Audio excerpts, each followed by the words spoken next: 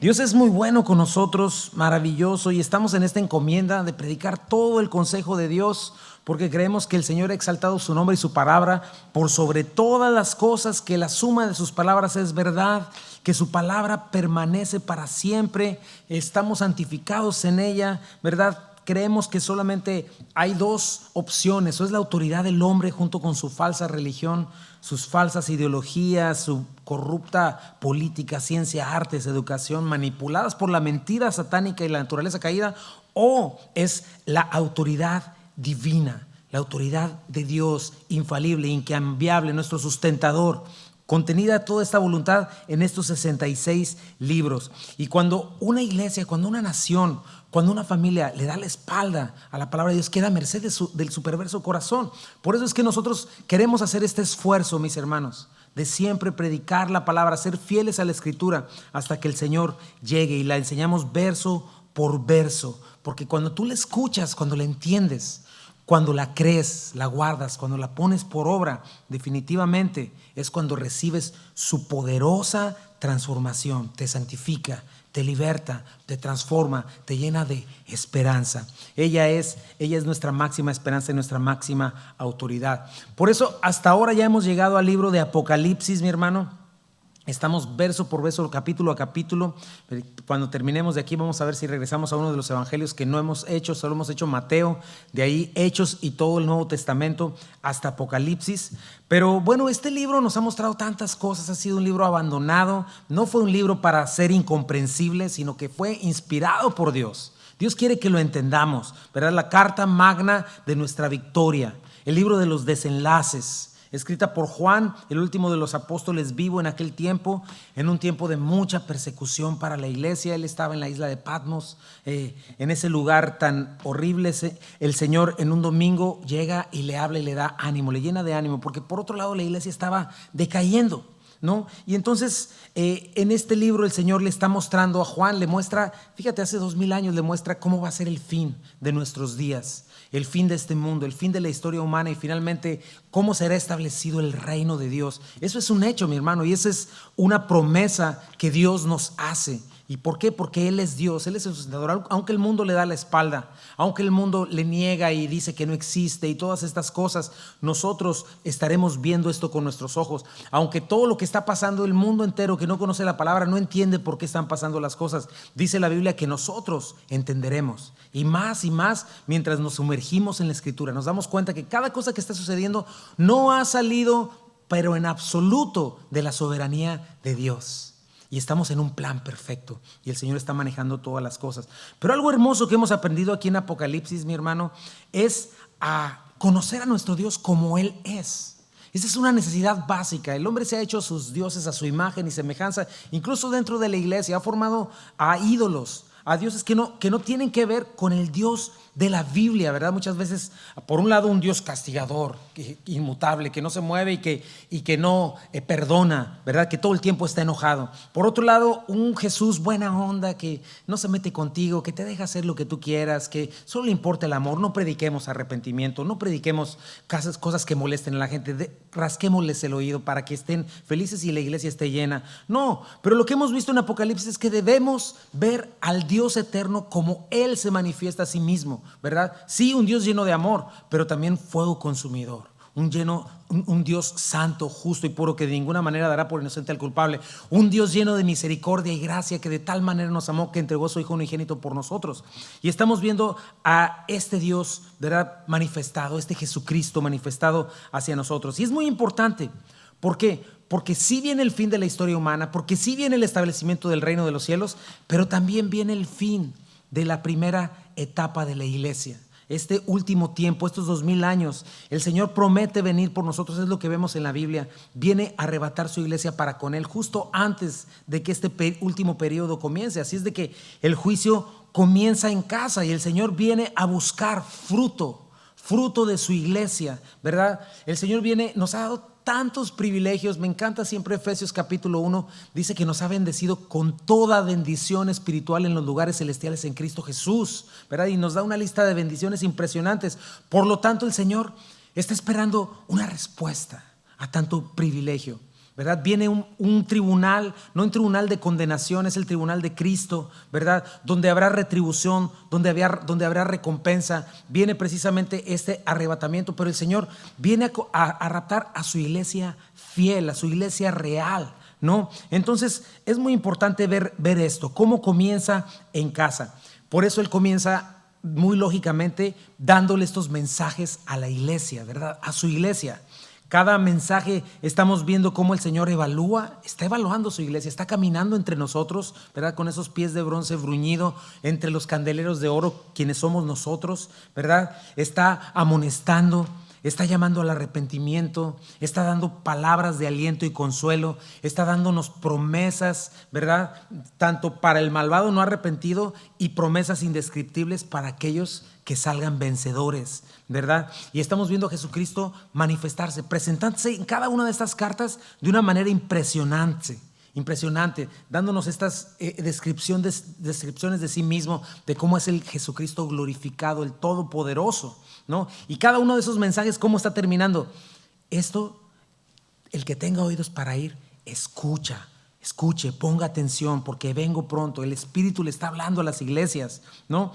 Ahora, algo importante que estamos viendo en estos mensajes es el descenso de la iglesia, ¿no? El retroceso de la iglesia, los peligros en los que la iglesia hoy está y los errores en los que ha caído, ¿verdad? A excepción de 2 iglesias fieles, hoy vamos a ver una de ellas, Esmirna y Filadelfia, en medio de 4 iglesias infieles que representan a la iglesia de aquel tiempo, a la iglesia de la historia de la iglesia, pero también nos representan a nosotros. ¿Y por qué? Porque Dios está tan interesado, Él no quiere la muerte del impío, Él quiere que se arrepienta, Él quiere que estemos listos, ¿verdad? Y vimos desde Éfeso, la iglesia de Éfeso, la iglesia correcta que abandona su primer amor. Después vimos en la siguiente iglesia la que es atraída por el mundo, el pecado, lo empieza a tolerar, lo empieza a justificar. Después lo instala en el púlpito y lo enseña. Hoy vemos una iglesia llena de ídolos. Cuando yo leo el Antiguo Testamento y veo a reyes como Manasés, por ejemplo, llenaron el lugar santo, el lugar santísimo de ídolos extraños. Así está en muchos casos la iglesia de nuestros días, llena de los ídolos, de los deseos de los ojos, los deseos de la carne, la vanagloria de la vida, los deseos de mí mismo, yo, ¿verdad? Donde se adora al ser humano y no se adora a Jesucristo, donde la alabanza está centrada en mí y no en Jesucristo, ¿verdad? Pero de ahí nos fuimos a la iglesia de Sardis, ¿verdad? Aunque esta iglesia ya no está enferma, sino una iglesia que murió, según Jesucristo, que tiene nombre de que vive, con falsos maestros dirigiéndola, con falsos creyentes, habitada por falsos creyentes, invadida por el pecado, con un cáncer que la lleva a la muerte. El Señor le dice, tienes nombre de que vives, pero estás muerta. ¿Y te acuerdas? Lo vimos la semana pasada. Nos llamó a despertar. Qué importante es estar avivados, despiertos, que debemos ser luz y sal, ¿no? Que debemos vigilar, afirmar, acordarnos, guardar, arrepentirnos, el camino al avivamiento verdadero, ¿no? Vimos la consecuencia de no hacerlo y la recompensa también. Hoy vamos a estar avanzando y vamos a tener un respiro después de toda esta infidelidad. El Señor nos va a hablar de esta maravillosa iglesia de Filadelfia, ¿verdad? Toda iglesia quisiera ser esta iglesia. Es más, hay montones, no hay nadie que diga la iglesia de Tiatira o la iglesia de Sardis, ¿verdad? No hay la primera iglesia tal de Sardis, no, todas se pueden llamar Filadelfia, ¿verdad? O a lo mejor hasta Esmirna, ¿no? Y todos quisiéramos ser, yo quisiera, ¿verdad? Yo deseo que seamos esa iglesia, yo deseo ser parte de esa iglesia. Algo importante que vemos en esta iglesia es que no es una iglesia perfecta, porque no existe tal cosa, no existe eso. No existen seres humanos perfectos, porque todos estamos afectados por el pecado, por lo tanto no existe una iglesia perfecta. Donde hay seres humanos hay pecado. Pero ¿a qué se refiere entonces con esta iglesia? ¿Por qué el Señor no la amonesta? Porque en esta iglesia aprendemos que aunque no existen las iglesias perfectas, sí existen las iglesias fieles. Fieles al Señor, fieles a la palabra, con gente con debilidades, ¿verdad? Pero con un deseo profundo de ser llenos del poder de Dios y de la gracia de Dios, para manifestarse el amor entre ellos. Gente que procura practicar el amor fraternal, la humildad, que cuando pecan contra ellos perdona, que cuando peca él contra otros pide perdón.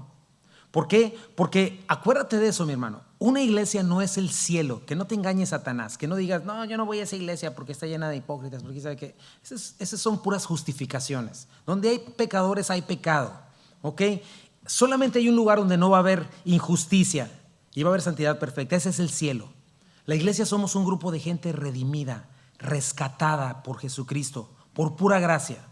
Somos gente que estábamos perdidos en el bote de la basura y el Señor nos rescató. Respondimos a su amor. La iglesia es un hospital de gente que sabemos que estábamos enfermos y que estamos en necesidad y que todo el tiempo vamos a necesitar de la gracia de nuestro Dios. Pero una iglesia fiel es la que ama a su Señor, la que desea agradarlo, ¿verdad? La que se niega a sí mismo, toma su cruz y le sigue. Y esto era la iglesia de Filadelfia, una iglesia imperfecta, pero una iglesia elogiada por el Señor por ser fiel y leal. ¿Por qué? Porque le amaba y mostraba ese amor con su obediencia, con su honra a su palabra, ¿no? Y es maravilloso ver cómo junto con Esmirna el Señor no tuvo una sola reprensión para estas iglesias. Precisamente por eso. Fueron obedientes, amaron su palabra y lo adoraron a toda prueba. Estuvieron dispuestas a dar su vida por ella. Ahora, eso es lo que encontraremos en esta iglesia. Un modelo de lo que el Señor está esperando encontrar como iglesia. Por eso yo titulé este mensaje, Dios busca una iglesia fiel y leal, ¿verdad? Y vamos a ver la misma estructura, ¿verdad? La amonestación, pero no vamos a ver amonestación aquí. Vamos a ver cómo se refiere el escritor, la iglesia, la ciudad, el elogio, el mandato y el consejo. Vamos a darle lectura del versículo 7 al 13 del capítulo 3. Dice así: escribe al ángel de la iglesia en Filadelfia. Esto dice el santo, el verdadero, el que tiene la llave de David, el que abre y ninguno cierra y cierra y ninguno abre. Yo conozco tus obras. He aquí que he puesto delante de ti una puerta abierta, la cual nadie puede cerrar. Porque aunque tienes poca fuerza, has guardado mi palabra y no has negado mi nombre. He aquí, yo entrego de la sinagoga de Satanás a los que se dicen ser judíos y no lo son, sino que mienten. He aquí, yo haré que vengan y se postren a tus pies y reconozcan que yo te he amado. Por cuanto has guardado la palabra de mi paciencia, yo también te guardaré de la hora de la prueba que ha de venir sobre el mundo entero, para probar a los que moran sobre ella. He aquí, yo vengo pronto. Retén lo que tienes para que ninguno tome tu corona. Al que venciere yo le haré columna en el templo de mi Dios y nunca más saldrá de ahí. Y escribiré sobre él el nombre de mi Dios y el nombre de la ciudad de mi Dios, la nueva Jerusalén, la cual desciende del cielo de mi Dios, y mi nombre nuevo. El que tiene oído, oiga lo que el Espíritu dice a las iglesias. Dios, bendice tu palabra, Señor. Que tu iglesia escuchemos con atención lo que tienes para nosotros. Amén. Entonces Dios busca no una iglesia perfecta, pero una iglesia fiel y leal. ¿Verdad? Mi primer punto es este: Dios ama una iglesia fiel y leal. Veamos el autor, la ciudad y la iglesia. Versículo 7 nos dice: escribe al ángel de la iglesia en Filadelfia. Esto es lo que dice el santo y verdadero, el que tiene la llave de David, el que abre y ninguno cierra y cierra y ninguno abre. Una vez más, el ángel no se refiere a un ser sobrenatural, sino al mensajero que llevar esta carta. Quizá un líder, quizá un pastor de cada una de estas iglesias. Y mira cómo se presenta el Señor, siempre reflejando una parte de su carácter divino. Es algo interesante que esta vez no toma un rasgo del carácter del capítulo 1, como lo había venido haciendo con cada iglesia, pero se presenta diferente y muy al estilo del Antiguo Testamento. Se presenta como el santo, ¿verdad? El santo. En primer lugar, este título se le daba una y otra vez al Dios eterno del Antiguo Testamento. Lo puedes leer cuando puedas en Segunda de Reyes 19:22, Job 6:10, Salmo 71:22, Isaías 6:3 y en muchos textos más. Se le llama a Dios, Yahvé, Jehová de los ejércitos, el santo. En el Nuevo Testamento igual es un término que se refiere al Mesías. Se le refiere a Jesucristo como el santo de Dios, ¿verdad? Por ejemplo, Marcos 1:24, el demonio de Jesucristo, el demonio que expulsa de Jesucristo de esta persona, lo llama: sé quién eres, el santo de Dios, ¿verdad? Hechos 13:14, Pedro dice: negaron al santo y al justo y pidieron que se les diera un homicida, ¿no? Entonces, Jesucristo se presenta delante de esta iglesia, imagínate, como el santo, como el Dios eterno, sin alterar ni disminuir, y se está mostrando como Dios en su misma naturaleza, santo y puro, como Dios, ¿verdad? Ahora, chequemos un poquito esta palabra. Santo es la palabra hagios, ¿verdad? Que tiene como raíz hacer separación, o estar separado, o apartado, ¿verdad? Jesucristo está declarando que siendo Dios, Eso es lo que dice. Dios está separado del pecado, es inmaculado, no tiene tacha, no tiene arruga, ¿verdad? Es justo, recto a la perfección. Y cuando tú dices que Dios es santo, cuando estás declarando, es precisamente lo que estás diciendo. Señor, tú eres diferente. Tú eres totalmente aparte de todo y de todos. Estás separado de todos. Eres sin igual. Eres bueno, eres perfecto, eres sabio, omnisciente, omnipotente, omnipresente. Solamente tú eres Dios, nosotros no. Como dice el Salmo, a tu nombre sea dada la gloria, ¿no? Él es el creador. Cuando tú estás diciéndole, Señor, tú eres santo, le estás diciendo, Señor, tú no eres parte de esta creación. Señor, ningún ídolo humano se acerca ni un instante a quien eres tú. Lo que estamos diciendo cuando Él es santo, estamos diciendo que el Dios vivo está fuera, totalmente fuera del alcance de la imaginación humana. Y yo venía a esto, por eso es lo grave de la idolatría. Dios la prohíbe porque todo lo que pudiéramos hacer queda corto de quien es el Dios eterno. No se puede imaginar a Dios. Por eso Él nunca dejó una imagen. Por eso hacerte una imagen de quien es Dios es un pecado muy grave. O hacerla tanto de madera o de una fotografía, o hacerte un Dios a tu propia imagen, porque te quedas corto de quien es Dios y es una afrenta contra Él. Y lo más importante, mi hermano, Dios es santo. Y dice en primera de Pedro que dice, yo soy santo, por lo tanto ustedes sean santos en toda vuestra manera de vivir. ¿Qué manera de presentarse a esta iglesia? Pareciera que les va a amonestar, ¿verdad? No solamente eso, les dice, se describe como el verdadero, alecinos, ¿verdad? Que significa el genuino, el auténtico, el real, ¿verdad? Solamente Jesucristo, ¿verdad? El cual contrasta con la falsedad y la perversión y el error del que este mundo está lleno. Juan, ¿qué es lo que nos dice? Juan 14:6, yo soy el camino y la verdad y la vida, y nadie puede venir al Padre si no es por medio de mí. Y eso es lo que tenemos en Jesucristo, ¿verdad? Le está hablando a esta iglesia que guardó su palabra, ¿no? Y tenemos que darnos cuenta, solo Dios es verdadero, solo Dios es imposible que mienta, ¿verdad? Tú ponte a pensar, el hombre, sus filosofías, sus ideologías, sus falsas religiones, no tiene ningún fundamento. Todo surge de su imaginación, de su perverso corazón. Satanás influye, sus demonios influyen, ¿verdad? Todo lo que él ha hecho en este mundo caído. ¿Sabes cuándo es lo único rescatable de la humanidad? Cuando en algún momento aprendieron, siguieron y establecieron los principios bíblicos dejados en su palabra. Esa fue la única manera cuando la sociedad realmente floreció, civilizaciones y economías florecieron y prosperaron. Pero en el momento en que lo abandonaron, ¿verdad? En el momento que abandonaron esas verdades divinas, como hoy está sucediendo en este país, cuando abandonan a Dios y a la verdad, lo que vemos es que esas civilizaciones son juzgadas por Dios y comienzan a colapsar hasta dejar de existir. Entonces, es importante porque estamos hablando que es el verdadero. El ser humano no puede subsistir sin Dios. Él es el único y verdadero, Él es el camino y la verdad y la vida. Sin Él el mundo está en tinieblas, sin Él tú y yo estamos en tinieblas. En Él tenemos identidad, propósito y prioridades, ¿verdad? Sin Él no sabemos quiénes somos, ni a dónde vamos, ni por qué estamos así, aquí en este lugar. Así está el mundo por haberle dado la espalda a Dios, ¿ok? Y recordando esto, ¿no? El problema del ser humano comenzó en Génesis, cuando Adán y Eva no creyeron a Dios. No confiaron en que Él es el verdadero, en su palabra, ¿verdad? No confiaron en su carácter, en su nombre, y de ahí toda la descendencia, incluyéndonos a nosotros, ¿verdad? Entonces, siempre me gusta, cuando hablamos del verdadero, tienes que darte cuenta de la importancia de confiar en Él, ¿verdad? Cuando confiamos en su palabra, cuando creemos en Él, es como lo honramos, ¿verdad? La batalla de la fe diaria es creerle al verdadero y obedecer al verdadero, que es lo que hizo esta iglesia. O creemos eso o le creemos a nuestro perverso corazón y seguimos con nuestras necedades y nuestra vana manera de vivir, pensando que ese es como debemos vivir, ¿verdad? O le crees a Dios y su palabra, o le crees al mundo y sus supuestos expertos, científicos, filósofos, con doctrinas de demonios, ¿verdad? Porque tú estás viendo cómo están literalmente enseñando cosas que nada que ver. Entonces tienes que preguntarte eso. Cuando ves estas cosas, ¿quién será el verdadero? ¿Quién será la autoridad? ¿Quién confirma a quién? ¿En quién he de confiar? Piensa en tu vida, ¿quién pesa más en mi vida? ¿Qué opinión pesa más en mi vida? Lo que un programa, una revista, un artículo de Facebook o YouTube dice, porque aquí vienes y el Señor te da promesas maravillosas y luego de repente le pones en Facebook y te ponen ahí, el mundo se acaba mañana y ¡ay, se va a acabar el mundo mañana! Y no te acuerdas de lo que el Señor acaba de prometerte en la palabra de Dios. Si eres de los que dicen, está científicamente comprobado, porque ya dijeron en la televisión un doctor y un científico, o sea, tienes que pensar y decidir de una vez por todas, ¿quién es el verdadero?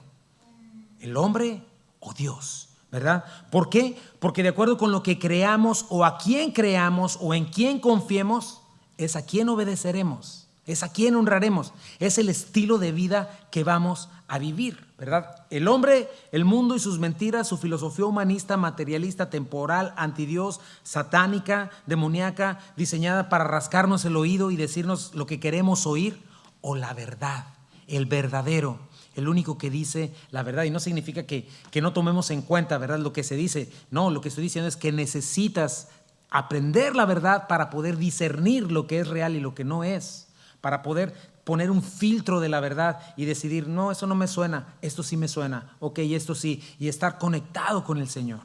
Por eso la Biblia dice, sin fe es imposible agradar a Dios. Por eso la Biblia dice que Él es galardonador de los que le buscan, los que le creen, los que viven para Él, ¿verdad? Y en su vida y en sus decisiones, en su estilo de vida, manifiestan su fe y su confianza en Dios en una vida piadosa, en una vida que le dice no al mundo, porque no le cree al mundo y sus deseos engañosos, en una vida obediente.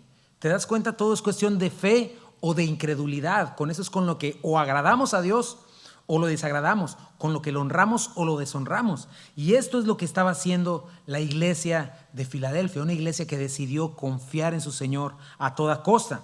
No solo eso, se presenta como el que tiene la llave de David, el que abre y ninguno cierra, y el que cierra y ninguno abre. Me encanta, ¿verdad? En Isaías 22, por ejemplo, vemos que había un mayordomo o primer ministro llamado Eliakim. Este hombre tenía la llave, ¿verdad? Y él controlaba desde el acceso al rey hasta el acceso de las llaves al tesoro. Entonces, el Señor está hablando esto. Quien tiene la llave, tiene la autoridad. Jesucristo se está presentando como el que tiene las llaves hacia Él, al reino mesiánico, a la salvación, a las bendiciones, ¿verdad? Él se está presentando como el omnipotente, quien abre y cierra puertas, oportunidades de servicio, ¿verdad? Y nosotros somos aquellos que debemos entender esto, ¿verdad? Que Él es justo, santo y verdadero, y si confiamos en Él, entonces podemos tomarle en cuenta y saber que Él es, no ninguna otra cosa, ¿verdad? Puede ser que haya quien no le tome en cuenta y que no crea, pero eso no quita en absoluto que Él no deja de ser quien es. Fíjate, Daniel 20 al 22 dice, alabado sea el nombre de Dios por siempre y para siempre, porque a Él pertenecen toda la sabiduría y todo el poder. Él controla el curso de los sucesos del mundo. Él quita reyes y pone otros reyes. Él da sabiduría a los sabios y conocimiento a los estudiosos.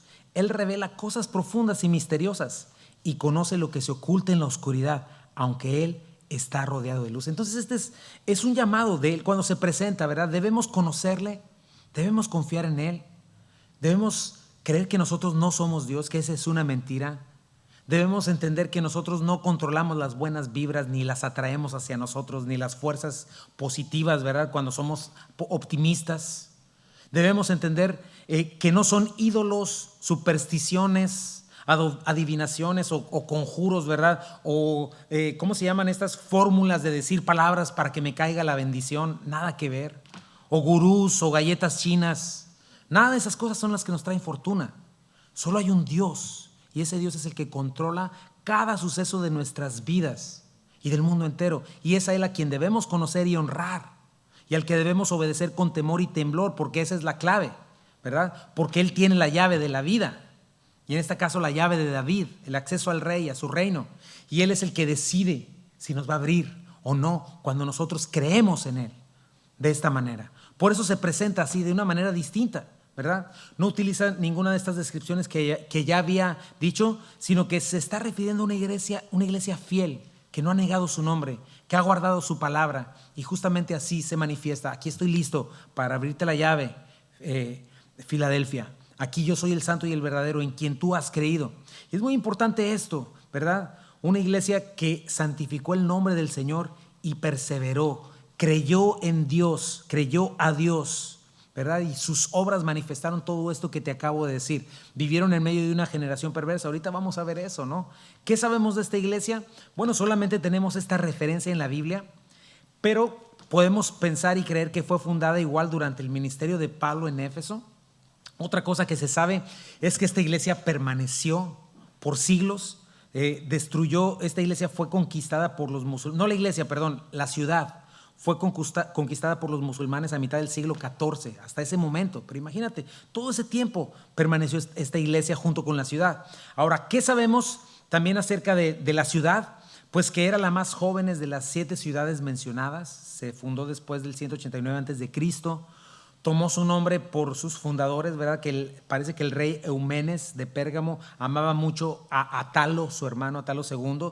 Lo amaba tanto que le decían el Filadelfo, ¿no? O el amador de su hermano, ¿no? Entonces eso hizo que le pusieran, de ahí tomó el nombre de Filadelfia. Eso significa filos, amor, adelfos, hermano, Filadelfia, ¿no? Lo que más me resaltó de esta ciudad, ¿sabes qué fue? Que estaba ubicada en una zona volcánica. De hecho, temblaba mucho, varias veces fue derrumbada y fue reconstruida, ¿verdad? Uno de esos terremotos la destruyó por completo, la volvieron a reedificar. Pero el punto es que la gente en Filadelfia vivía como la gente que vive, por ejemplo, en la Ciudad de México o en California, ¿verdad? Donde hay constantes temblores, saben lo que puede hacer un temblor. Entonces la gente vivía siempre con este temor, ¿verdad? Pero ¿sabes a qué me lleva a pensar? Porque en cada una de estas ciudades hemos encontrado también una aplicación. Me lleva a pensar que en una iglesia como Filadelfia sabía que vivía en un mundo inestable, los terribles temblores de un mundo en tinieblas, pero esta iglesia se supo, ¿verdad?, extranjera y peregrina. Estaba en un mundo inestable, pero permaneció siendo fiel a pesar de todo. Y eso es lo que va a suceder con esta iglesia. La iglesia fiel va a sostenerse hasta el fin del mundo, hasta que Jesucristo venga, ¿verdad? A pesar de lo que sucede alrededor. Y esta iglesia, precisamente esta ciudad, me llamó la atención de eso para aplicarlo a nuestras vidas, ¿no? Bueno, ya tenemos esto. Ahora, veamos las características de una iglesia fiel y leal. Fíjate, el versículo 8 dice: yo conozco tus obras. He aquí he puesto delante de ti una puerta abierta, la cual nadie puede cerrar. Porque aunque tengas poca fuerza, has guardado mi palabra y no has negado mi fe. Interesante, importantísimo. Otra vez, el Señor comienza con lo mismo de cada iglesia, de ti y de mí. Conozco tus obras. Te estoy observando, Chuy, Juan, María, quien quiera que seas, ¿verdad? Te he visto, sé cómo te conduces. Pero, oh sorpresa, falta algo igual que con Esmirna. No hay amonestación, no hay amenaza, no tiene unas pequeñas cosas en contra de ella, no le dice, tienes nombre de que estás viva pero estás muerta. No, qué precioso, el Señor no tuvo nada malo que decir de esta iglesia. Y pasa inmediatamente a un elogio. Ánimo, imagínate cuánto ánimo pudo haber recibido esta iglesia de recibir la aprobación y las puertas abiertas de parte del Señor. Porque le dice, el que abre y nadie cierra, y el que cierre ninguno abre. O sea, el único que verdaderamente tiene en sus manos el presente, el pasado y el futuro. El único que tiene el control total de todo lo que existe, tiempo, espacio, mundo espiritual. Tenemos que guardar eso en la mente, mis hermanos.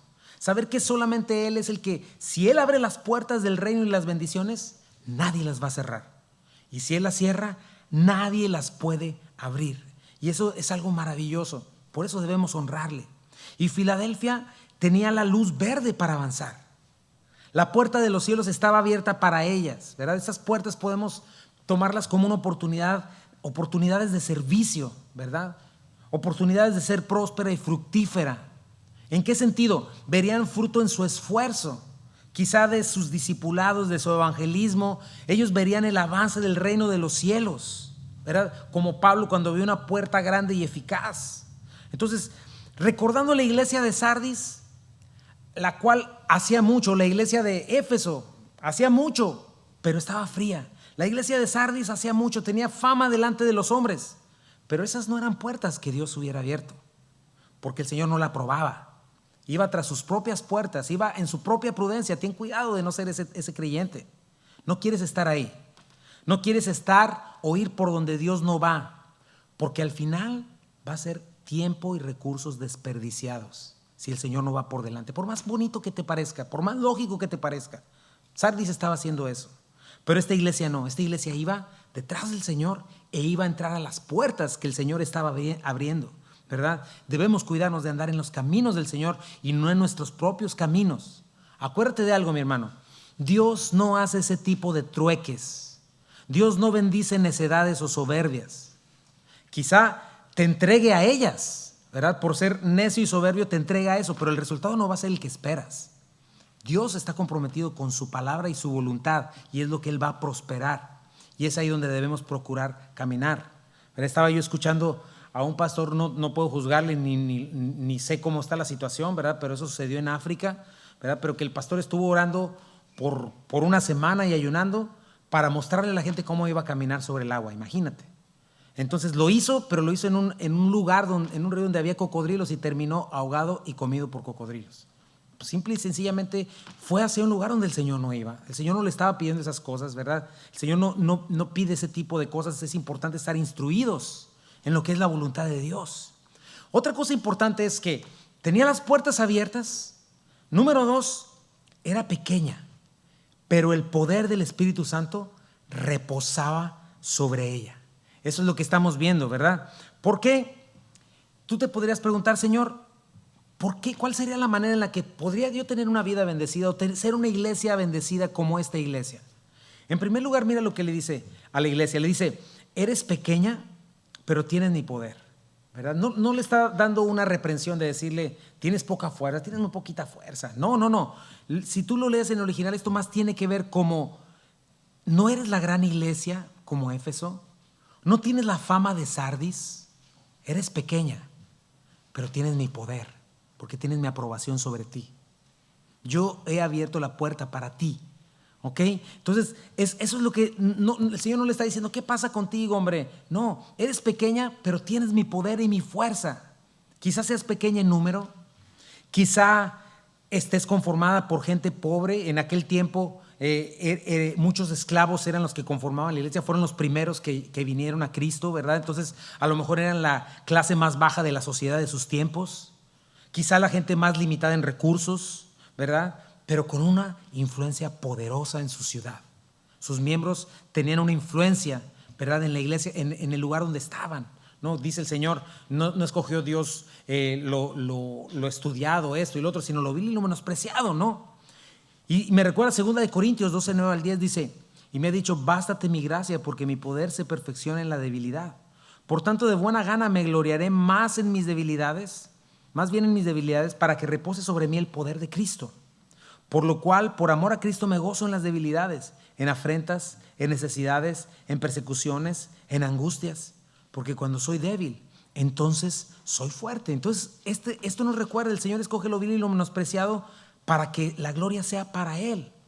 Y esta era una iglesia que tenía el poder de Dios sobre ella porque no dependía de su propia fuerza, porque no se sentía autosuficiente o independiente, como lo vamos a ver en la iglesia de la Odisea. Una iglesia que no se dejaba distraer por apariencias o por circunstancias. Una iglesia que, a pesar de su tamaño, el Espíritu Santo fluía poderosamente entre ellos, y era una iglesia llena de vida, ¿verdad? A diferencia de Sardis, gente redimida, gente salva. Podías ver el Espíritu Santo transformando las familias, las personas. El Evangelio de Cristo siendo predicado poderosamente. Había resultados, ¿verdad? Se podía escuchar las palabras del Señor en Lucas 12:32. No temas, manada pequeña, porque a vuestro Padre le ha placido daros el reino. Ahora fíjate, ya van dos cosas. Tenía el poder de Dios sobre ella. Jesucristo le estaba abriendo puerta grande y eficaz. ¿Por qué razón? ¿Cuál es la clave? ¿Cuál es el poder? ¿Cuál es la clave para que el poder de Dios fluya, aunque sea en una iglesia pequeña, y el Señor abra puertas? Porque era una iglesia que guardaba la palabra de Dios. Has guardado mi palabra, le dice el Señor. ¿Qué hizo esta iglesia? No comprometió la verdad, la guardó a toda costa, no fue infiel al único que es genuino y verdadero, no se desvió del modelo de obediencia, ¿verdad? No se dejó seducir ante el mundo, aguantó la persecución, aguantó toda presión mundana, se aseguró de tener una fe viva. Hoy en día estamos viendo muchísimas iglesias apostatar de la fe, pastores homosexuales, gente que está negando la palabra de Dios, la verdad, iglesias progresistas, ¿verdad? Que están diciendo que ahora que Jesús era un racista, imagínate. Te digo que no tardan en cerrar la Biblia, no tardan en condenar la Biblia por racismo. O sea, y desde la iglesia misma. Sin embargo, ¿por qué lo hacen? Pues porque no quieren dejar de existir, porque no conocen al Señor, porque quieren la fama, porque quieren el dinero. Sin embargo, una iglesia como Filadelfia no se dejó llevar por ninguna de esas cosas. ¿Qué quieres hacer? ¿Quieres apagarme? ¿Quieres cerrarme el edificio? Ciérramelo, voy a ir a congregarme en la calle, donde sea. Pero tú no vas a evitar que yo siga adorando al Señor y no vas a evitar que yo siga predicando su palabra. Y yo lo siga sirviendo y siga amando a mis hermanos, ¿verdad? Es esta iglesia, este tipo de iglesia, que no abandonó su primer amor, que amó al Señor. ¿Cómo? Amando la verdad. Esa es la manera en la que quieres saber cómo. Alguien quiere saber, Señor, yo te amo mucho, ok. ¿Cómo puedes saber que amas mucho al Señor? ¿Cómo puedes saber que honras al santo y al verdadero? Dice la palabra, Juan 14, 23 al 24. Respondió Jesús y le dijo: el que me ama, mi palabra guardará, y mi Padre le amará, y vendremos a él y haremos morada con él. El que no me ama no guardará mis palabras, y la palabra que habéis oído no es mía, sino del Padre que me envió. Juan 15, 13, 14. Nadie tiene mayor amor que este, que uno ponga su vida por sus amigos. Ustedes son mis amigos, ¿qué dice? Si hacen lo que yo les mando. ¿Te fijas? Entonces, ¿cuál era el poder de esta iglesia, mi hermano? ¿Cuál era su fuerza? Su fuerza venía de su fidelidad a Dios, de guardar lo que Dios decía, de manifestarle este amor. Por eso era eficaz, porque guardaba la verdad, porque creía en Él, porque vivía para su Señor. Fíjate lo que dice Proverbios. Tú puedes leer todo Proverbios, pero solo tuve que poner algunos versículos porque si no, no acabamos. Pero dice: recibe mi enseñanza y no plata, ciencia antes que el oro escogido, porque mejor es la sabiduría que las piedras preciosas, y todo cuanto se puede desear no es de compararse con ella.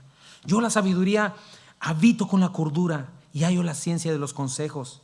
El temor de Jehová es aborrecer el mal, la soberbia y la arrogancia, el mal camino, la boca perversa, aborrezco. Fíjate qué bueno que estuviéramos leyendo todos los días Proverbios, un proverbio al día. Proverbios 8, 14 y 19 dice: conmigo está el consejo, el buen juicio. Yo soy la inteligencia, mío es el poder. Por mí reinan los reyes, los príncipes determinan justicia. Por mí dominan los príncipes y todos los gobernantes juzgan la tierra. Yo amo a los que me aman y me hallan los que me buscan, los que temprano me buscan. Las riquezas y la honra están conmigo, riquezas duraderas y justicia. Pero también lo cancela diciendo: mejor es mi fruto que el oro, y que el oro refinado, y mi crédito mejor que la plata escogida. Y eso fue lo que escogió Filadelfia, y eso es lo que debe escoger una iglesia fiel, ¿verdad? Una iglesia que tiembla ante la palabra de Dios. ¿Qué dice en Isaías 66, 2? Porque acuérdate, estamos escuchando una iglesia con el poder de Dios sobre ella, una iglesia con puertas abiertas, puerta grande y eficaz. Isaías 66, 2. Mi mano hizo todas estas cosas. Ellos estaban hablando de templos y construcción, de cosas de madera, de todo esto, pero el Señor dice: mi mano hizo todo eso. O sea, no me puedes agradar con tus obras, con tu esto, con aquello, ¿verdad? O querer comprar mi bendición con eso, porque sí me agradas cuando me honras haciendo lo que debes. Pero lo que realmente, a quien yo voy a ver, sobre quien voy a manifestar mi poder, mira lo que dice: miraré a aquel que es pobre y humilde de espíritu y que tiembla ante mi palabra. Esa es una iglesia a la cual el Señor va a bendecir, ¿verdad? Esta iglesia no solamente era eso, era una iglesia guardadora de verdades. Me llamó mucho eso, porque guardaba la palabra, y el Señor se goza y le dice: has guardado mi palabra y no has negado mi fe. Fíjate, Isaías 20, mi nombre, dice Isaías 26, 1, 4. En aquel día cantarán este cántico en tierra de Judá: fuerte ciudad tenemos, salvación puso Dios por muros y antemuro. Abran las puertas y entrará la gente justa. ¿Qué dice? Guardadora de verdades. Y entonces comienza a decir: tú guardarás en completa paz aquel cuyo pensamiento en ti persevera, porque en ti ha confiado.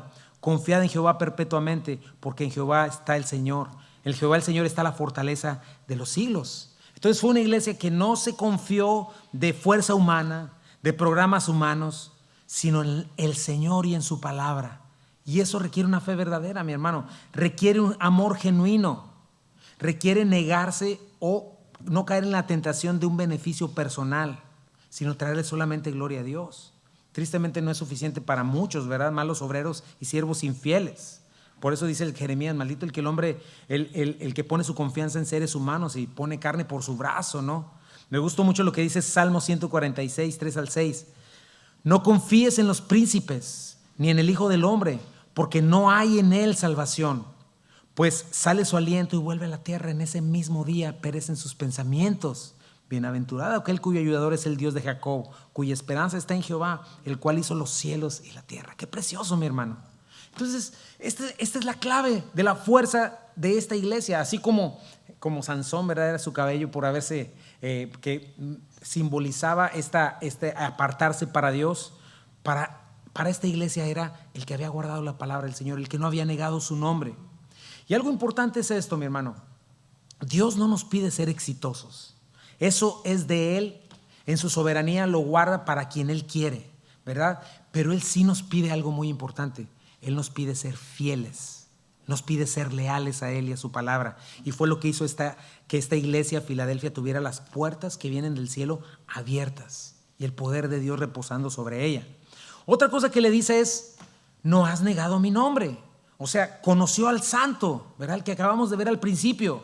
Cuando nosotros oramos, Padre nuestro que estás en los cielos, santificado sea tu nombre, estamos diciendo esto: Señor, que tu nombre sea dado a conocer como es, que sea exaltado en mi vida, que sea exaltado en el mundo, ¿verdad? Y ellos no se retractaron bajo ninguna presión. Para Filadelfia, para esta iglesia, ningún costo fue demasiado alto para confesar a su Señor, porque lo conocían, porque conocían su palabra y porque al conocerlo lo amaban y lo daban a conocer. No negaron su nombre. Fíjate las cosas que manifiestan una iglesia fiel. Ahora, vamos a ver un poquito del fruto. El versículo 9 nos dice cómo sus enemigos terminarán convertidos a Cristo. Dice el versículo 9: he aquí yo entrego de la sinagoga de Satanás a los que se dicen ser judíos y no lo son, sino que mienten. He aquí yo haré que vengan y se postren a tus pies y reconozcan que yo te he amado. O sea que esta iglesia sí sufría persecución, ¿verdad? Pero checa esta iglesia sustentándose en la palabra, sustentándose en el Señor a pesar de toda situación alrededor.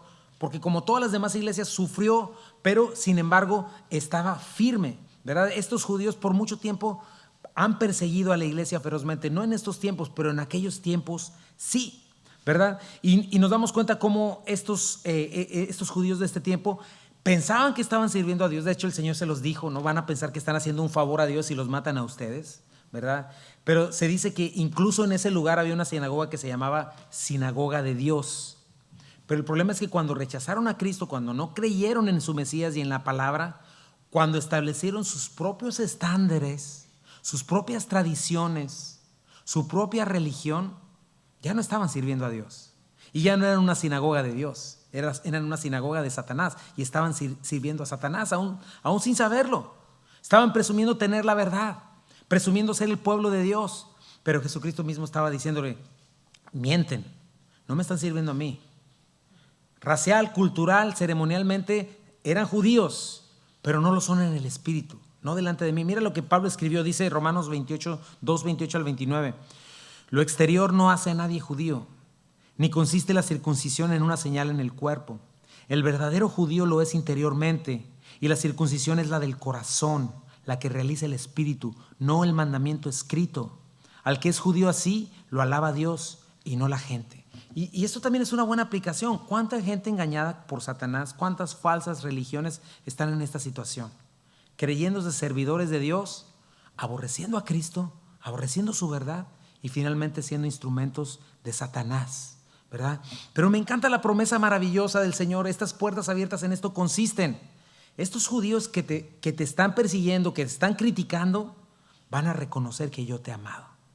Van a reconocer que yo tengo un pacto contigo, un pacto de amor. ¡Qué precioso! O sea, en otras palabras, tú quieres decir: entonces les va a poner el cuello y los va a humillar. No, ¿sabes cuál es la razón? Que estos perseguidores van a terminar convirtiéndose a Cristo. ¡Wow! ¡Qué maravilloso, mi hermano! Van a terminar creyendo el evangelio, van a terminar arrepentidos de su maldad. Por eso el Señor dice que oremos por nuestros enemigos.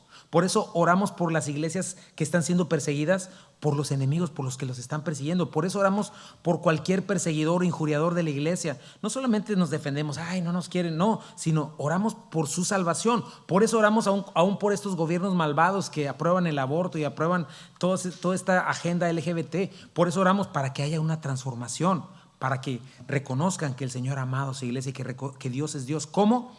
Convirtiéndolos al evangelio, para que haya eficacia. Entonces, fíjate lo que está haciendo esto. Dios le está regalando a esta iglesia la oportunidad de ser eficaces a tal punto que sus enemigos se conviertan a Cristo. Eso es maravilloso. Ese es el fruto que debe buscar una iglesia. Chécalo, porque no está hablando de que tengan muchos más edificios y mucho dinero. No, está hablando de eficacia espiritual para transformar, eficacia espiritual para ver una vida transformada a Cristo, nueva vida. ¿Me explico? Punto número 3. Dios exentará a la iglesia fiel y leal de la prueba final. Esto me pareció increíble. Vamos a ver un rasgo más de esta iglesia. Esta iglesia tuvo una fe perseverante. No solo guardó la palabra de Dios, no solo no negó el nombre de Cristo, sino que perseveró. 3 cosas importantísimas que toda iglesia fiel debe tener. ¿Ves el versículo 10? Por cuanto has guardado la palabra de mi paciencia. Esta frase la traduce mejor otra traducción. Dice, por cuanto has guardado mi mandato de ser constante. Así se entiende mejor. O sea, por cuanto has obedecido al perseverar, al mantenerte vigilando, al estar lista, ¿verdad? Por todo el Nuevo Testamento vemos este principio acerca de la paciencia de Cristo, quien es nuestro ejemplo, ¿verdad? Quien pacientemente sufrió toda una vida de rechazo, más haber ido a morir injustamente a la cruz del Calvario, pero haber recibido el fruto. Paciencia es esta palabra hupomone que implica soportar presión, pero no aburrido, no con dolor, no con amargura, sino soportar dolor con gozo, sabiendo que viene un fruto. Puesto el gozo delante de él, menospreció lo oprobio, ¿verdad? Eso es lo que dice en Hebreos. Y eso es lo que dice esta palabra. Por cuanto has obedecido este mandato de ser paciente y de perseverar. ¿Sabes que la paciencia y la perseverancia son parte de la fe viva, de la fe verdadera, ¿verdad? Dice Mateo 10:22, y seréis aborrecidos de todos por causa de mi nombre. O sea, viene por de todos, ¿verdad? Mas el que persevere hasta el fin, este será salvo. Aquí no está diciendo, bueno, pues los voy a poner a prueba, ¿verdad? Y bueno, ahí si tú no perseveras, pues no fuiste salvo. No, lo que está diciendo es que el que llegue hasta el fin, cuando se acabe el juego, va a manifestar que tenía una fe salvadora, que la fe que él tenía era real, ¿verdad? Cualquiera que dice, no, pues yo fui cristiano, pero no me funcionó, ya no lo soy, nunca lo fue. Porque la fe viva, la fe verdadera, según la palabra de Dios, es una fe que persevera. Y la fe viva, especialmente, ¿sabes dónde crece y dónde se fortalece? Precisamente en la prueba, en la dificultad, en la persecución. La fe que está viva no retrocede. La fe que está viva puede tropezar, pero se levanta. No tropieza para no levantarse. Por eso Juan mencionó eso en 1 de Juan 2:19. Salieron de nosotros, pero no eran de nosotros, porque si hubieran sido de nosotros, habrían permanecido con nosotros. Pero salieron para que se manifestase que no todos son de nosotros. Sin embargo, esta iglesia, mi hermano, perseveró, confió en el Señor, confió en la Escritura, obedeció a pesar de tribulación, de pruebas, de dificultades. Por lo tanto, el Señor le dice algo. Versículo 10. Yo también te guardaré de la hora de la prueba que ha de venir sobre el mundo entero para probar a los que moran sobre la tierra. Esto es precioso. O sea, en otras palabras, es como aquel buen estudiante que hace bien sus notas, hace bien todo y el maestro le exenta de la prueba final porque ya no tiene nada más que probar. Ya probó que es fiel en verdad. Y la iglesia fiel es lo que está haciendo en estos días. Nosotros, los creyentes fieles, es Señor, yo te soy fiel a ti, yo te amo. Yo te soy leal porque he creído en ti, he confiado en ti, Señor. Y cada cosa que sucede a mi alrededor es una oportunidad para mostrarte, Señor, cómo en verdad estoy agradecido por todo lo que me has dado, por cómo me salvaste, ¿verdad? Y es muy importante esto. ¿Por qué? Porque está hablando precisamente de esta hora de la prueba que vamos a comenzar a ver a partir del capítulo 4, ¿verdad? Cuando vemos la gran tribulación. Habla de este tiempo específico. Habla de una prueba sobre el mundo entero. La frase de los que moran sobre la tierra varias veces es mencionada en Apocalipsis y se refiere a los incrédulos que moran en la tierra, que van a pasar por la gran tribulación, por la ira de Dios, ¿verdad? Recibirán la ira de Dios sobre ellos. Y entonces esta es una promesa. Si eres honesto, es bien clara. Si alguien tiene un prejuicio doctrinal, ¿verdad? Y quiere ver a fuerza a la iglesia en la tribulación, de una manera u otra lo va a torcer y va a hacer que diga lo que quiere que diga. Pero si tú lo ves con toda claridad, nos damos cuenta que en verdad el Señor está preparando a su iglesia para llevársela con Él justo antes, ¿no? Vamos a estar viendo eso con más calma, lo vamos a ver cuando lleguemos a los siguientes capítulos. Pero la Biblia habla claramente acerca del rapto de la iglesia, del arrebatamiento de la iglesia, ¿verdad? Puedes ver también con calma nuestra clase de distintivos de Calvary Chapel, nuestra posición al respecto, pero es un tema bíblico. Lo lees en Juan 14, 1 al 4, ¿verdad? No se turbe vuestro corazón, creéis en Dios, creed en mí, en la casa de mis padres muchas moradas hay, si no fuera yo se lo hubiera dicho, vengo por ustedes. Primera de Corintios, ¿verdad? También 15 nos habla de eso también, cuando habla de la transformación en un abrir y cerrar de ojos. Primera de Tesalonicenses 4 nos está hablando que el hombre de maldad del anticristo no se va a presentar hasta que sea quitado aquello que lo detiene, que es la iglesia. Y bueno, hay tres posiciones al respecto, ¿verdad? Unos dicen que la iglesia va a ser arrebatada al final de la tribulación, le llaman postribulacionismo. Otros que va a ser en medio de la tribulación, le llaman mesotribulacionismo, ¿verdad? Y creemos que este texto, ¿verdad? Lo que nos está diciendo es que la Biblia nos dice es que la iglesia va a ser raptada antes, el pretribulacionismo, ¿verdad? Y si tú lees el flujo de la historia es lo más lógico, ¿verdad? El Señor está tratando con la iglesia primeramente, y un capítulo después ya la vemos representada con los 24 ancianos, recibiendo coronas, adorando al Señor, cantando el cántico de los redimidos. Y no volvemos a ver la iglesia nombrada hasta después de la batalla de Armagedón, cuando la iglesia regresa con Jesucristo a tomar el mundo y lo que es suyo. Pero esta es una promesa maravillosa, mi hermano. Y es una promesa real, ¿verdad? El Señor viene por nosotros, pero el Señor nos va a librar de esta hora de la gran tribulación.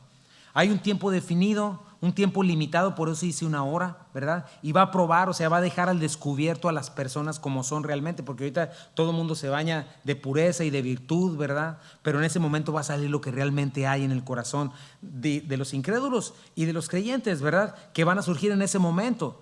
Pero es una prueba que va a estar sobre el mundo entero, no es una prueba local, ¿verdad? Es lo que vamos a ver en los siguientes capítulos. Supera al tiempo de Filadelfia, ¿verdad? Está hablando de esta hora que será la semana 70 de Daniel, del capítulo 9, 25 al 27. Este periodo que te estoy hablando, 7 últimos años de historia humana que vamos a estar estudiando en este libro de Apocalipsis.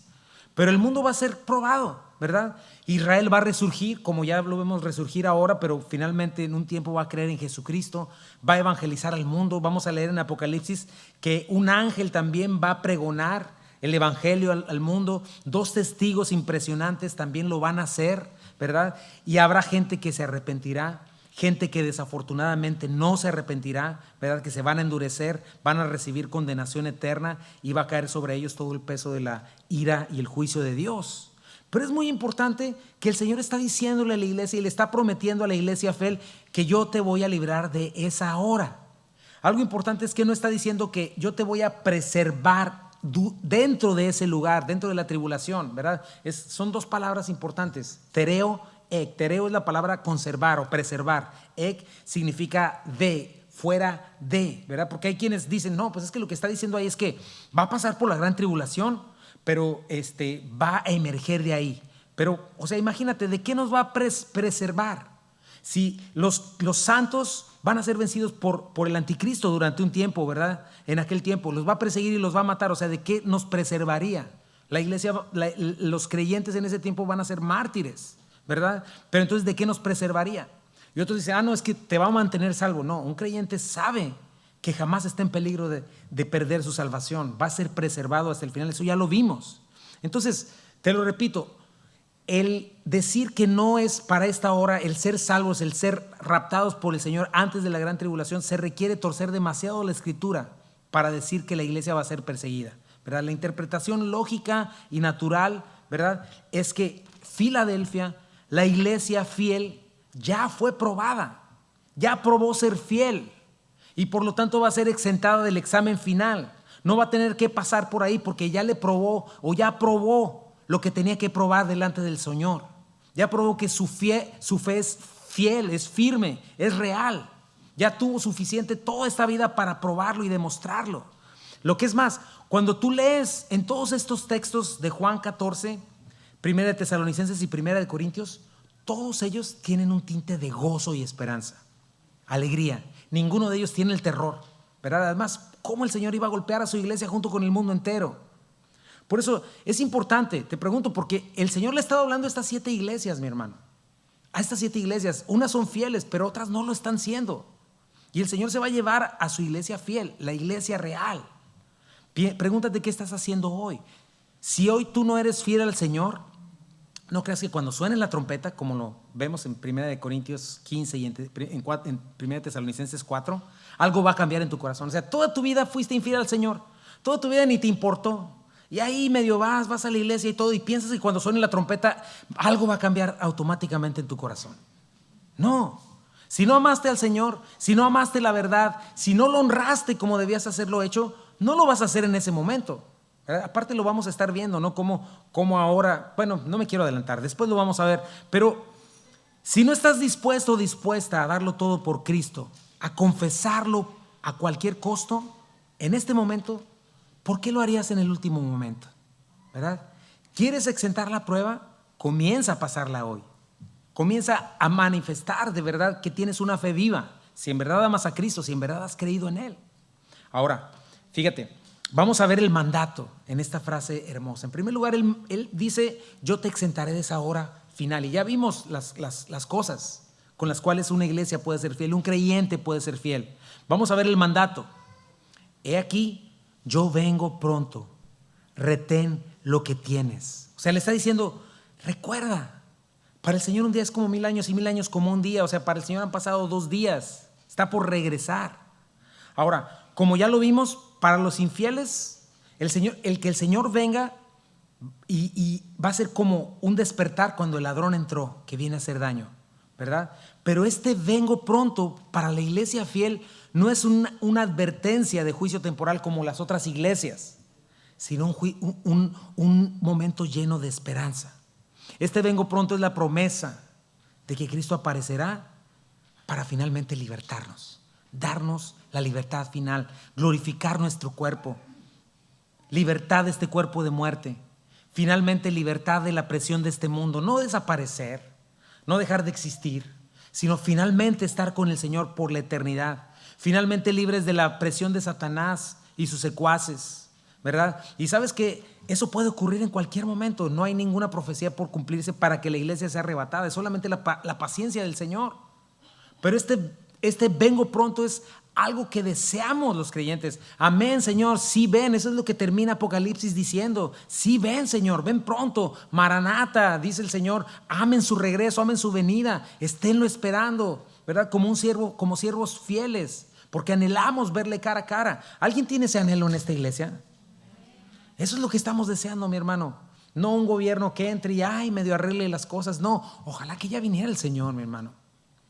Ojalá que Él estableciera su reino, porque al final veríamos lo que es justicia en verdad. Claro que ahorita es un tiempo de paciencia y estamos orando por los que amamos y no han creído en el Señor. Oramos por ellos.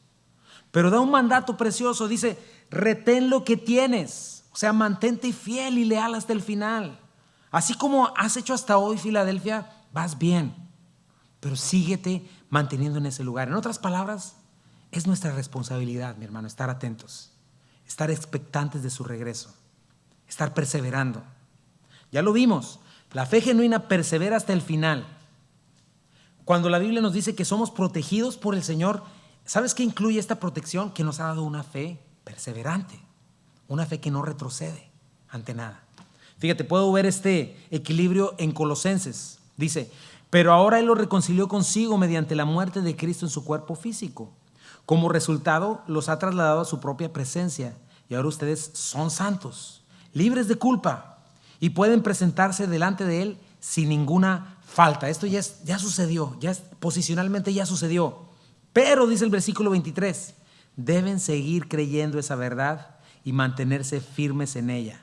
No se alejen de la seguridad que recibieron cuando oyeron la buena noticia. ¿Cuándo te alejas de la seguridad? Pues cuando eres infiel, cuando no pones atención, cuando andas tan distraído con las zanahorias y las cosas que este mundo perverso nos da, ¿verdad? Dios siempre va a dejar espacio para ejercer fe, mi hermano. Acuérdate de algo muy importantísimo.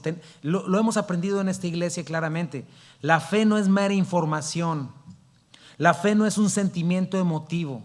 La fe no es una mera convicción o un sentido optimista. La fe no es fe en la fe.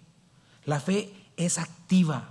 La fe se ve, se siente, se toca y se manifiesta. ¿Cómo? Honrando, siendo leales y obedeciendo a lo que el Señor ya dijo en su palabra. La fe descansa en lo que Dios ha dicho en su palabra. Sin la palabra de Dios, la fe no es fe. Por más que declares y digas lo que quieras. La fe se manifiesta cuando el Señor te está diciendo, esto es negro y quiero que lo hagas así y asá. Y cuando tú dices, lo creo, eso es negro y se hace así y asá, justo como el Señor lo manifestó en su palabra, es cuando ejercemos esa fe. Y es cuando estamos perseverando, ¿verdad? Como esta iglesia, perseverando precisamente en las promesas de Dios, perseverando en que Él va a venir por mí, perseverando en la fe en que yo voy a guardar su palabra, no voy a negar su fe y voy a caminar en eso. Dice el versículo 11, para que ninguno tome tu corona. ¿Cuál es la corona? Pues la corona de la vida eterna, las bendiciones, ¿verdad? El día que reflejemos su justicia, su gloria, su vida sin ninguna mancha ya, sin este cuerpo de muerte, una corona que recibiremos por pura gracia, como un regalo indescriptible, ¿verdad? Entonces, es muy importante. ¿Tienes esta fe salvadora? ¿Qué dice tu vida? ¿Qué dicen tus apetitos? ¿Qué dicen tus deseos? ¿Dónde está Jesucristo en todo lo que llamas tu vida? ¿Es Él el centro? Porque hay quienes viven una vida religiosa, hay quienes se la viven en la iglesia, pero siguen siendo el centro de sus propias vidas. El centro tiene que ser Jesucristo, ¿verdad? Porque Jesucristo se convierte en un fin para alcanzar, en un medio para alcanzar tus fines. Si es así, arrepiéntete y comienza a serle fiel. Finalmente, veamos rápidamente la recompensa. Dice 4, Dios recompensará a una iglesia fiel y leal. Al que venciere. ¿Te acuerdas? Lo hemos visto en cada uno de estos mensajes. Esta es la victoria que vence al mundo, nuestra fe. Los que genuinamente se han entregado a Cristo, los que han nacido de nuevo, los que manifiestan este nuevo hombre, esta nueva naturaleza. Versículo 12, mira nada más qué hermosas promesas. Yo quiero hacer al final de la iglesia de la Odisea una lista de las promesas y una lista de las cosas que Dios quiere de una iglesia. Yo le haré columna en el templo de mi Dios y nunca más saldrá de ahí. Qué hermoso. ¿Qué significa esto, mi hermano? Bueno, en aquellos tiempos se le hacían columnas a deidades, a gente importante para honrarla, ¿verdad? Entonces, fíjate, el Señor está prometiendo, qué impresionante, darnos honra totalmente inmerecida. No solamente eso, ¿no? Una columna representa estabilidad, permanencia. ¿Dónde vivía esta iglesia de Filadelfia? En un mundo ¿qué? Inestable. Todo el tiempo temblaba en Filadelfia.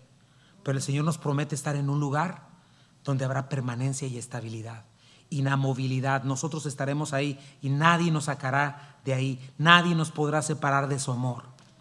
Es más, hoy en día ni siquiera la muerte es hasta nuestra amiga, ¿verdad? No nuestra amiga, pero es nuestro asistente, porque nos lleva gentilmente a la indescriptible realidad eterna de cada creyente. Nos lleva finalmente a nuestra realidad de una vida eterna, al creyente, no al incrédulo. Número 12 dice, y escribiré sobre él el nombre de mi Dios. ¿Qué es esto? Señal de propiedad, de que somos suyos y que Él es nuestro, de pertenencia, de que pertenecemos verdaderamente a la familia de Dios, que por pura gracia somos verdaderamente hijos de Dios como Jesucristo. Y será escrito su nombre sobre nosotros, Hijo, Chuy, Hijo del Dios Todopoderoso. Y será otro nombre porque dice un nombre que yo no conozco. Pero va a ser un maravilloso ese momento. No solo eso, dice, y el nombre de la ciudad de mi Dios, la nueva Jerusalén, la cual desciende del cielo de mi Dios, y mi nombre nuevo. O sea, no solamente nombre de la familia de Dios, miembro de la familia de Dios, hijo de Dios, sino ciudadano del reino de los cielos. Ustedes saben, y yo sé, ¿verdad? Somos extranjeros, la mayoría de nosotros en este país, ¿verdad? Sabemos la importancia de tener una ciudadanía. Hay derechos, hay privilegios, hay responsabilidades, ¿verdad? Imagínate, en Cristo seremos manifestados ciudadanos del reino de los cielos, ciudadanos de la capital eterna, en los cielos, la nueva Jerusalén.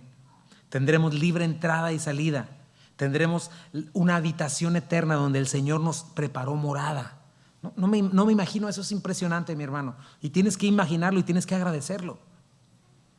¿Quieres verla descrita? Lee Apocalipsis 21, ahí en tu casa. No solamente eso, dice, y mi nombre nuevo, ¿verdad? ¿Qué significa esto? Que cualquier idea que hayas tenido de Cristo va a quedar totalmente pálida cuando veas su gloria manifestada. Ni una sola cosa en este mundo temporal, mi hermano, por más hermoso que pienses que sea. Así fue el nacimiento de un bebé, la concepción, el atardecer, una constelación. Nada de lo que ves con estos ojos caídos se va a comparar con lo que vas a ver de Él con ojos nuevos, redimidos, glorificados. Y finalmente termina como comenzó, como termina cada iglesia, perdón. El que tiene oído, oiga lo que el Espíritu dice a las iglesias. ¿Tienes oídos para oír, mi hermano? ¿Has nacido de nuevo? ¿Estás vestido del nuevo hombre creado en Cristo Jesús en justicia y santidad de la verdad? Entonces escucha lo que te está diciendo, mi hermano. Presta atención, obedece, aprende de esta iglesia y de estas iglesias. ¿Qué tienes que instaurar en tu vida? ¿De qué necesitas arrepentirte? Acuérdate de lo que acabamos de ver. Jesucristo es el Dios santo, verdadero, el soberano, el omnipotente. Y Él está dispuesto a derramar sus bendiciones, a abrirnos las puertas grandes y eficaces, a darnos victoria contra los adversarios, a hacerlos que caigan de rodillas ante Él y reconozcan su amor por nosotros, su iglesia. Va a ser en el tiempo del Señor. El Señor le abre puertas y puertas divinas a una iglesia fiel, puertas de servicio, de discipulado, de evangelismo, fruto que permanece, maravillosas bendiciones eternas. Promete librarnos de la prueba que está por comenzar sobre este mundo, cada vez más cerca, cada vez más señales cumpliéndose. Está a punto de venir por nosotros y llevarnos con Él. Promete darnos identidad, ciudadanía, pertenencia, permanencia, estabilidad, verle con toda su gloria. ¿Quién está dispuesto a serle fiel acá, mi hermano? ¿A quién le vas a ser fiel? ¿Te vas a seguir siendo fiel a ti misma, a tus convicciones, a lo que este mundo dice, a la autoridad chafa de este mundo, o a Dios? ¿Vas a creer en su palabra? ¿Qué iglesia vas a decidir ser? Yo anhelo ser esta iglesia. Espero que tú lo anheles. Pero si actúas en tu propia prudencia, si obedeces a tu manera, no es obediencia. Tiene que ser en los términos del Señor. Así es que yo quisiera invitar en esta tarde a hacer esta decisión, de una vez por todas entregarnos a Él. Si alguien no lo ha hecho, humillarnos delante de Él, morir a nosotros mismos. Porque tú puedes decir, pues comienzo la semana que entra, si el Señor viene mañana, ya chafeaste. El Señor te ha amado y el Señor viene. Un texto más y con este me despido, pero no sin antes orar y darte oportunidad a que te pongas de pie y a que tomes esta decisión. No solamente un domingo terminando, sino a partir de mañana y de siempre, serle fiel. Dice Romanos 2, 6, 11, el cual pagará cada uno conforme a sus obras. Vida eterna a los que perseverando en bien hacer buscan gloria y honra e inmortalidad. Pero ira y enojo a los que son contenciosos y no obedecen a la verdad, sino que obedecen a la injusticia. Tribulación y angustia sobre todo ser humano que hace lo malo, el judío primeramente y también al griego. Pero gloria, honra y paz a todo el que hace lo bueno, al judío primeramente y también al griego, porque no hay excepción de personas para con Dios. Amén, mis hermanos. ¿Lo creen? ¿Habrá alguien en este día que quiera tomar esta decisión de serle fiel al Señor a toda prueba, de ponerlo en el centro de su vida? ¿Quisieras hacerlo? Yo quiero hacerlo. Y sabes una cosa, cada día de mi vida necesito hacerlo y tú cada día de tu vida necesitas hacerlo. ¿Cuáles son tus convicciones? ¿Sigues viviendo para ti mismo? ¿Sigues pensando en todo tu asunto en tu cabeza? La palabra de Dios dice que todos hemos pecado y por cuanto todos hemos pecado estamos destituidos de la gloria de Dios. Pero la Biblia dice que Jesucristo murió por nosotros y esto es el evangelio y lo quiero predicar por si alguien no lo ha escuchado o no lo ha tenido claro, para que sepas que en Jesucristo puedes tener vida eterna, perdón de pecados y comenzar a entender y a creer la verdad, que es todo esto que estamos leyendo. Si hay alguien que no ha hecho su decisión por Cristo, te invito a que este día se lo clames al Señor, le digas: Señor, me arrepiento de mis pecados, quiero conocerte, Señor, abre mi corazón, Señor, abre mi entendimiento, dame vida eterna en este día. Creo que tú moriste por mí, Señor. Creo que fuiste esa cruz, que resucitaste el tercer día y estás sentado a la derecha del Padre. Y los demás, yo quiero invitarte en este día. Si quieres ponerte de pie conmigo, si tú quieres hacer esta decisión, no quiero que te pongas de pie porque yo te lo pido. Si tú en verdad quieres serle fiel al Señor, por favor, ponte de pie conmigo y vamos a decírselo. Dios mío, mira esta iglesia aquí presente, Señor. Aquí estamos, Señor. Ninguna de estas cosas es fantasía o ficción, Señor. Es real, Padre. Lo que es fantasía y ficción, Señor, está fundamentado en nada. Es lo que el mundo dice y sus libros y Señor, las cosas que ellos hacen, Señor, porque no te aman, Señor. Hoy más que nunca es claro cómo te han dado la espalda y se creen dioses y no lo son, Señor. Tú eres Dios, Señor. Tú eres el Señor. Solamente tú, mi Rey. Y Dios, en ti confiamos, Señor, y hemos creído en este maravilloso libro, Señor, que es tu palabra, Señor.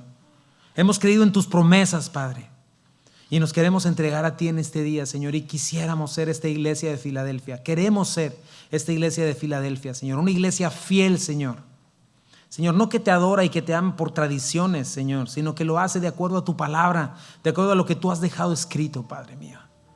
Señor, que seamos una iglesia que no niega tu nombre, Señor. Que no neguemos tu nombre, Señor, al estar en nuestro celular, en nuestra computadora, en nuestra televisión, delante de los incrédulos, en nuestro trabajo, Señor. A la hora de manifestar quiénes somos, Señor, en una vida obediente, Padre. Que seamos una iglesia que te ama en verdad, Señor. Una iglesia, Señor, que ha entendido y conocido cuánto se le ha dado. Cuánta bendición. Dios mío, bendícenos, por favor. Bendice cada persona aquí presente. Señor, que seamos esa iglesia, Padre, a la cual le abres estas puertas, Señor, que nadie pueda cerrar bajo ningún motivo, Señor. Que aunque cerraran toda oportunidad en YouTube o en todas esas redes sociales, Señor, la puerta que tú abres, que nadie la cierre, Señor. Y queremos estar en esa posición, Señor. Queremos estar en la posición donde queremos ver tu poder sobre nosotros, Señor. Poder transformador, Señor, no para los deseos de este mundo, Señor, sino para tu voluntad, para tus propósitos. Bendición es eso, Señor. Capacidad dada por Dios para llevar a cabo tu propósito. Señor, eso queremos ser, Señor, y eso te pido para cada familia, Señor. Si hay alguien que no ha entendido todavía a pesar de los años, Señor, que hoy sea ese día, Señor, que entienda la verdad, Padre. Si hay alguien que no te ha entregado su vida, Señor, que finalmente te la entregue, Señor. Si hay alguien que vive en necedad, Señor, en sus convicciones necias, Padre, viviendo para sí mismo, que en este día tú le quebrantes, Señor, y que haya una verdadera entrega a ti, Señor, porque tú solo vienes por una iglesia fiel, no más. No vienes por una iglesia a medias, vienes por una iglesia fiel y leal. Es a quien estás buscando, Señor, y esa fidelidad y esa lealtad la podemos encontrar en ti, Señor. Es un regalo de gracia. Nos toma levantarnos y obedecer. Hagamos un poquito de un canto y nos despedimos.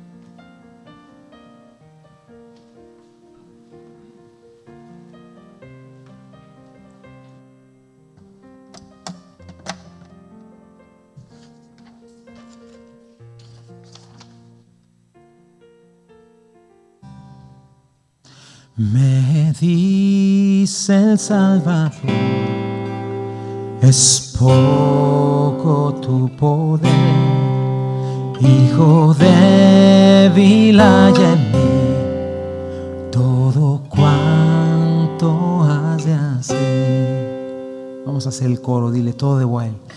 Todo debo a Él, pues ya lo pagó. De las manchas del pecar, cual nieve me lavó.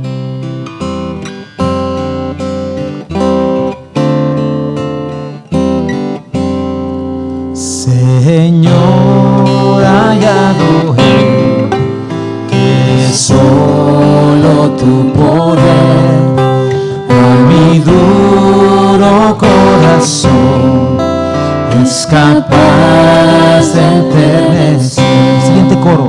Nada bueno hay en mí, tu gracia buscaré, en la sangre de Jesús mis pecados lavaré.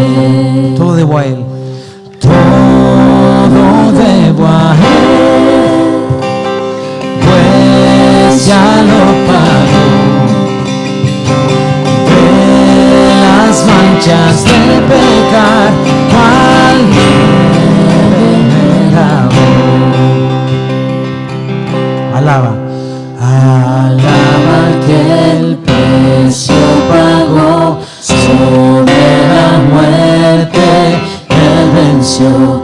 Alaba al que el precio pagó, sobre la muerte Él venció. Alaba al que el precio pagó, sobre la muerte Él venció. Alaba al que el precio pagó, sobre la muerte Él venció. Cuando ante el trono esté, completo ante Él, a los pies de mi Jesús, mis coronas echaré. Última vez el coro, díselo. Y todo debo a Él, pues ya lo pagó. De las manchas del pecar, cual nieve me lavó. Cual nieve me lavó. Y Señor, haz firme esta decisión, Padre. Creemos en ti, creemos en lo que has hecho por nosotros, Señor. Y te entregamos esta semana su propio afán, sus propias batallas. Sácanos, por favor, victoriosos, Señor. Por favor, Padre. Si vienes hoy, mañana, Señor, o en la semana, Padre, que seamos encontrados por ti siendo fieles, Señor. Por favor, bendice tu iglesia, Señor. Bendícenos, Padre, y llévanos con bien. Que tu rostro resplandezca sobre nosotros. En el nombre de Jesús. Amén. Dios te bendiga, mi hermano. Que tu rostro permanezca, el rostro del Señor resplandezca sobre ti. Antes de que te vayas, pero solo te voy a quitar un minutito más. Quisiera orar por la familia Martínez que está esperando su bebé, Camila. Vamos a pedirle a Michelle y a Camilo que pasen al frente para orar rápidamente por ellos y ponerlos en las manos de Dios, porque ya viene el parto de bebé de Camila esta semana. ¿Quieren pasar? Mis hermanos están por ahí. Vamos a orar por ellos. Si me acompañas y después ya.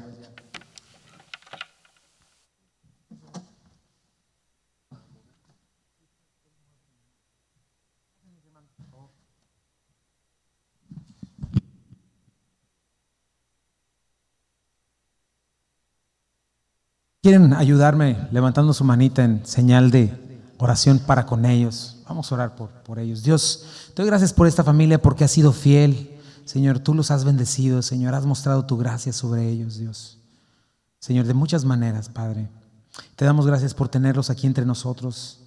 Señor, pero en este día ponemos en tus manos la vida de Michelle, Señor. Ya se acerca el día, Señor, en que va a ver el rostro de ese pequeño pedazo de cielo, Señor, que les has concedido, Señor, que les has dado como responsabilidad. Te pedimos que los protejas, que la protejas a ella durante el parto, Señor, en el quirófano, que bendigas a los doctores, Señor. Y, Señor, que ella pueda salir y ellos dos, Señor, puedan salir gozosos, Señor, de ese lugar, Señor, con tu bendición, Padre. Porque tu palabra dice que nuestros hijos son una herencia celestial, Padre, y lo creemos, Padre. Creemos el valor de la vida, Señor. Y especialmente, Señor, el que hayas decidido bendecir esta familia con este nuevo bebé, Señor. Bendícelos, Padre mío. Los pongo en tus manos, Señor. Bendice a Michelle, Señor. Bendice a Camilo, Señor. Y prospéralos en el nombre de Jesús. Amén. Gracias, mis hermanos. Dios me los bendiga.